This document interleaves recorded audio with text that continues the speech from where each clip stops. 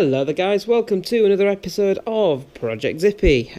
Today we are going to get the remainder of the sills off this car. So the original sills were underneath the oversills that we pulled off on the last episode. Let me just grab my invoice so you can't see my address and stuff. So there we go. At work today I bought the jacking point inner cross member extension piece thingamajiggies, because I have a feeling that they're not going to be in the best condition, but if I don't end up needing those I can use them on that, I'm sure. So not the end of the world, or I can take them back. And I also got a pair of Heritage outer sills, so yes, they're rather nice, do the job.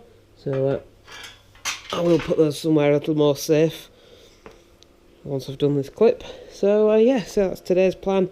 Get that old outer sill completely off and see what the damage is, see how much inner sill repair we need to do, and then we can start thinking about fitting a new one, which is that's where we're at with it. I would be very tempted, by the way, because obviously I said I was going to paint the boot and everything. I'm tempted to just throw it back together sort of as it is. I'll throw some primer on that. But I say I'm really tempted to actually throw it back together as it is, take it for its MOT, just get it through an MOT, and have the ability to drive it about for a little bit.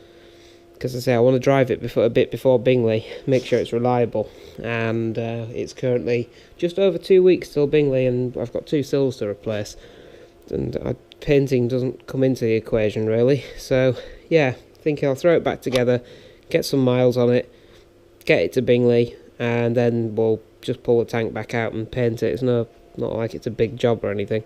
Won't need to take the boot lid off again or anything like that. So yeah, that's what I'm thinking of doing anyway, so just thought I'd let you know. I'll see how much time I get, how easy the sills are. So anyways, let's crack on with it.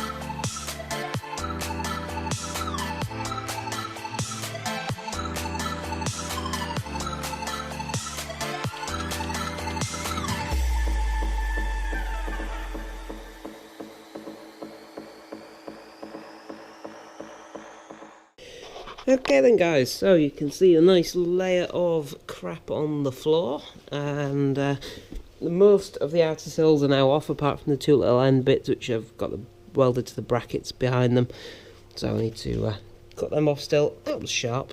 Turns out there's a patch there that's being welded on from the inside over a nice big dirty hole, which is going to be fun to fix, but beyond that there's a bit of a hole there which I actually think was entirely the fault of me using the air chisel.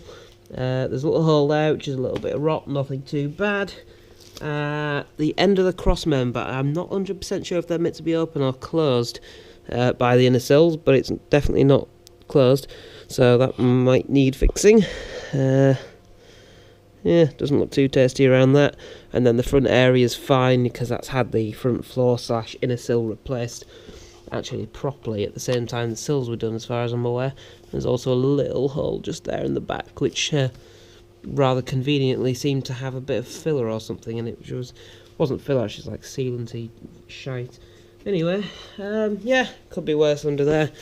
The main remains of that sill is there. It was the factory one, that's for sure. It had all the original yellow paint on it and all that gubbins. So yeah, that's where we're at with it today anyway. Got a little bit of work done this evening. Tomorrow, Saturday, so I'll be here early afternoon after work in the morning. Get that completely off and hopefully start repairing the inner sill and go from there. So yeah, could be worse under there, could be better, I know, but yeah, not bad for a 35-year-old car in all honesty. Yeah, so there we go. Thank you very much for watching this episode, guys. If you liked this episode, then please give us a thumbs up and subscribe if you haven't already, because otherwise you're missing out. Yeah, I'll catch you in the next video, I guess. Cheers for watching, guys. Bye for now.